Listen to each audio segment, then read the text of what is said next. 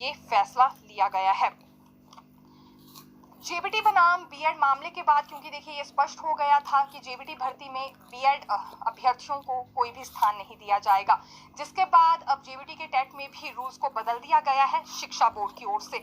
ये आप वेबसाइट पर जाकर चेक कर सकते हो कि किस तरह का बदलाव हुआ है, क्योंकि कुछ एक नई इंफॉर्मेशन भी अब उसमें मांगी जा रही है। लेकिन महज यहाँ जेबीटी के टेट रूल्स में ही ये बदलाव नहीं हुआ है, बल्कि बात अगर हम शास्त्री के टेट रूल्स की करें तो उसमें भी बदलाव हुआ है, क्योंकि आने वाले समय के लिए अब ये तय हो चुका है कि जो बीएड पास अभ्यर्थी होंगे या संस्कृत में एमए जिन छात्रों ने की है उन्हें भी शास्त्री के टेट में बिल्कुल बैठने का मौका मिलने वाला है। तो ऐसे में इन नियमों में भी बदलाव कर दिया गया है, क्योंकि अब शास्त्री भर्ती में बीएड अभ्यर्थियों को मान्यता दी गई है, तो ये जरूरी था कि टेट के नियमों में भी बदलाव किया जाए। तो शुरुआत इसकी हो गई है, एक तरह से वेबसाइट पर भी आप जाकर चेक कर सकते हैं कि किस तरह के बदलाव रहे हैं।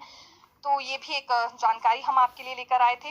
अब बात एसजेवीएन से जुड़ी करना चाहेंगे, क्योंकि हिमाचल सरकार के साथ जारी की 4 पोस्ट कोर्स को लेकर भर्ती होने वाली है और राज्य सरकार ने लोक सेवा आयोग को एक और ये नया जिम्मा दे दिया है। देखिए पहले कंडक्टर भर्ती करवाने का जिम्मा भी लोक सेवा आयोग को दिया गया था, अब नए 4 पोस्ट कोर्स की भर्तियां होगी। हालांकि ये बात भी जरूर है कि जब नया वर्ष शुरू होगा यानी कि दिसंबर के बाद ही ये भर्तियों का सिलसिला शुरू हो पाएगा, उससे पहले भर्ती परीक्षा को लेकर शेड्यूल नहीं बन पाएगा।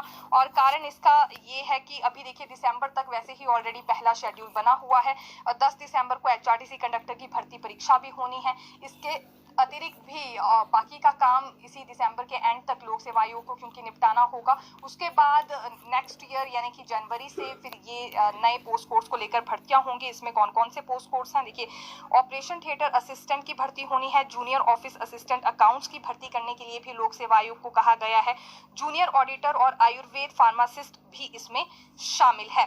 तो ये जो 4 पोस्ट कोर्स की अब भर्तियां होने वाली है, क्योंकि बेरोजगार युवाओं में काफी इंतजार रहता है और लगातार उनकी ओर से यही कमेंट्स हमारे पास आते हैं कि अब नई भर्तियां कब होंगी। तो देखा जा सकता है लोक सेवा आयोग को इसका जिम्मा दे दिया गया है। हालांकि देखिए सरकार की ओर से ये कहा जा रहा था कि राज्य चयन आयोग का गठन कर लिया गया है, तो आगे का काम बिल्कुल आयोग के जरिए ही यहाँ पर होगा। लेकिन सवाल ये भी है कि गतिविधियां अभी तक इसमें आगे नहीं बढ़ पाई हैं। हालांकि चीफ एडमिनिस्ट्रेटिव ऑफिसर और एडमिनिस्ट्रेटर ऑफिसर की नियुक्ति तक हो गई थी, फिर भी ऐसा क्या कारण है जो कि अभी तक वहां पर काम आगे शुरू नहीं हो पाया है। तो कारण हम आपको बताना चाहेंगे कि आईएएस अधिकारी आरके परूथी हमीरपुर नहीं जा पाए हैं, क्योंकि हिमुडा निदेशक मंडल की बैठक थी शिमला में, जिसे लेकर इन्हें वापस लौटना पड़ा था। अब उम्मीद है कि अगले सप्ताह तक ये हमीरपुर पहुंचेंगे और उसके बाद आगे की गतिविधियां भी शुरू हो पाएंगी। और साथ ही साथ एक्सटेंशन देखिए, क्योंकि दीपक सानन कमेटी ने मांगा है दूसरी रिपोर्ट देने के लिए। ये दूसरी और अंतिम रिपोर्ट इस कमेटी की ओर से सबमिट होनी है, जिसका इंतजार बेरोजगार युवाओं में भी है, क्योंकि इसी रिपोर्ट के आधार पर फिर आयोग की बहाली होने वाली है। तो ऐसे में एक्सटेंशन जरूर मांगा गया है, लेकिन सरकार की ओर से अभी तक इस पर कोई भी रिप्लाई नहीं दिया गया है। अगले हफ्ते तक ये एक्सटेंशन पर भी रिप्लाई मिल सकता है। हालांकि दीपक सानन की कमेटी ने 7 दिसंबर तक अभी यहाँ एक्सटेंशन मांगा है, लेकिन सरकार की ओर से इस पर क्या डिसीजन लिया जाता है ये अगले हफ्ते तक ही स्पष्ट हो पाएगा।